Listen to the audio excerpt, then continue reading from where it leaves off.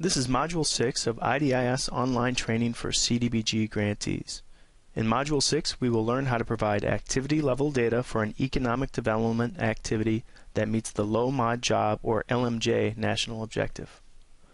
First, we will review a set of slides that discuss some key points regarding economic development and the Low Mod Jobs national objective. Then, we will use a case study to demonstrate the data entry process. Both the slides and the case study are available for download from the course website. If you have not already done so, you may want to download and print the materials from the course website before watching the module. If you're ready to go, let's get started. This slide shows the types of economic development activities eligible under CDBG. To the left of each eligible activity is a matrix code. The matrix code is how we will indicate our activity is eligible for CDBG funds. If you are unsure of which matrix code to use, Appendix A in the course manual will give you a short definition of each code and some guidance. If you are still unsure which code to use, you will want to discuss your selection with your HUD CPD representative. The matrix code of 14E is used for commercial rehab programs. The four matrix codes that begin with 17 are economic development projects carried out by the grantee or a nonprofit. They include acquisition and disposition of land, infrastructure improvements, building acquisition, construction, and rehabilitation, and other activities carried out by the grantee or nonprofit would use 17D for other improvements. The three matrix codes that begin with 18 are economic development activities where a for-profit receives a direct benefit. 18A is the most common use of CDBG for economic development.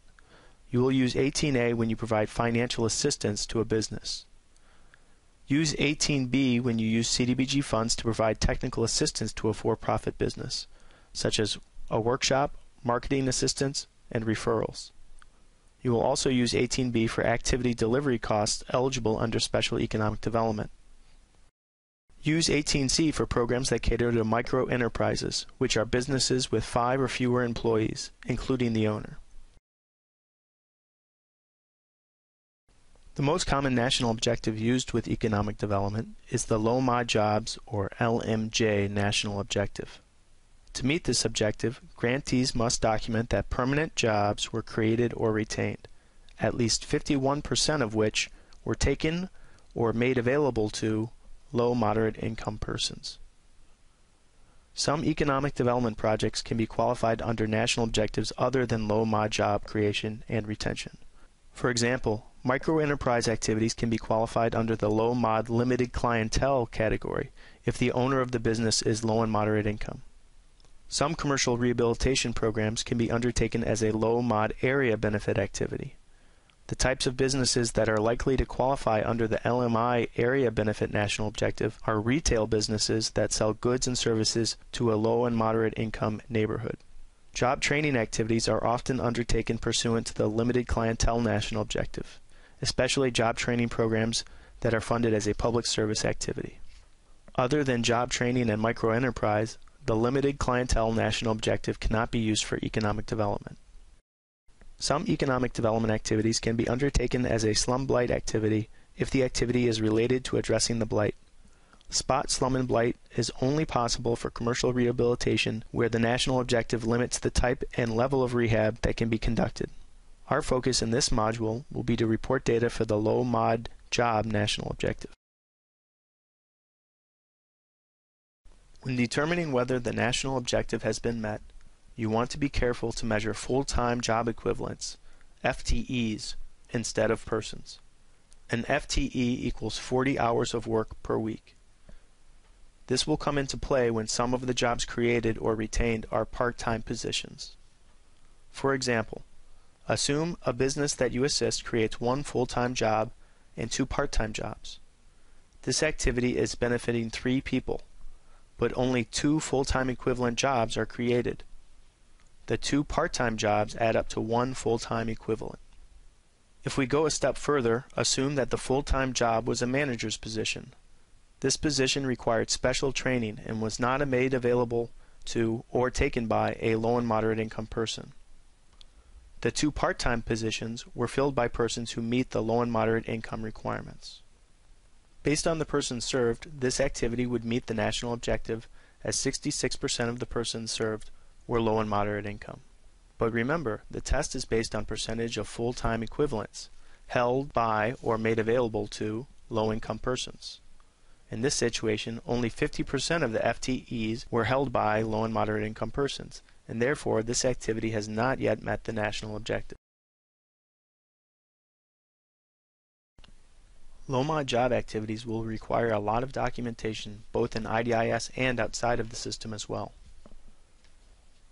For job creation, the CDBG regulations allow a grantee to count a job as low-mod if the job is made available to or held by a low-moderate income person. The grantee will want to keep good records outside of IDIS to support the data entered into the system. For each position created, you will only count the first person hired and enter that person's income, race, and ethnicity into the system. If that person leaves the job, you do not have to update the information in IDIS. If the business is unable to create or fill the position, you will keep the IDIS activity open until they do so. In other words, don't close the activity at the end of the year if the business is still in the process of trying to fill the position. If you encounter a case where the business fails to create the expected jobs, you will be able to cancel the activity, even if it has drawn funds. Be sure to work closely with your HUD CPD representative in these situations to adequately document what occurred. For job retention, the grantee will need to document how the jobs would have been lost but for the CDBG assistance. Here are some key points to keep in mind when entering data for an activity with a low-mod job national objective. First, each instance of direct financial assistance to a for-profit company, either a grant or a loan, must be reported under its own IDIS activity. For example, if you loan money to 10 different businesses, you would need to set up 10 IDIS activities to represent those loans. This is because HUD needs to see that each business on its own meets the 51% threshold for the low-mod job national objective. A grantee can use one IDIS activity to report multiple businesses, known as aggregation, only in certain circumstances. These include acquisition, development, or improvement of a real property, such as a business incubator or an industrial park that will benefit multiple businesses. Another example is using CDBG funds for staff and overhead costs to administer a loan program where the loans are funded with non-CDBG funds. A third example is giving funds to a community development financial institution, a CDFI, that will carry out activities for the purpose of creating and retaining jobs. And the fourth instance is a public facility or improvement that will result in the creation or retention of jobs by more than one business. One of the most common data entry errors for economic development activities is the double entry of job data. Many job creation activities take multiple years to report, so make sure you report the jobs in the correct program year. If you use a separate IDIS activity to track program delivery costs, only report accomplishments under the program delivery activity if they are not reported elsewhere in IDIS. When using the low-mod job national objective, you will measure the number of jobs created or retained. Do not report on the number of people who reside in an area benefiting from the economic development. Keep in mind we are discussing CDBG regulations, not CDBG-R. The job reporting for CDBG-R is entirely different.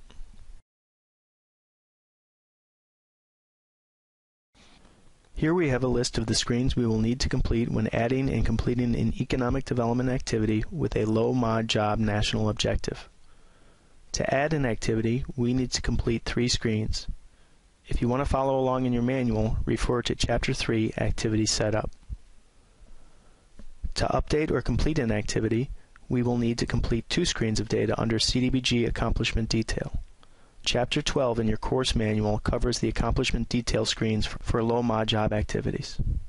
For the data entry portion of this module, we will be using Case Study 5. Take a moment and read through Case Study 5 and try to answer the discussion questions. When you are done, log into the UAT version of IDIS and follow along. The best way to learn IDIS is to get hands-on practice.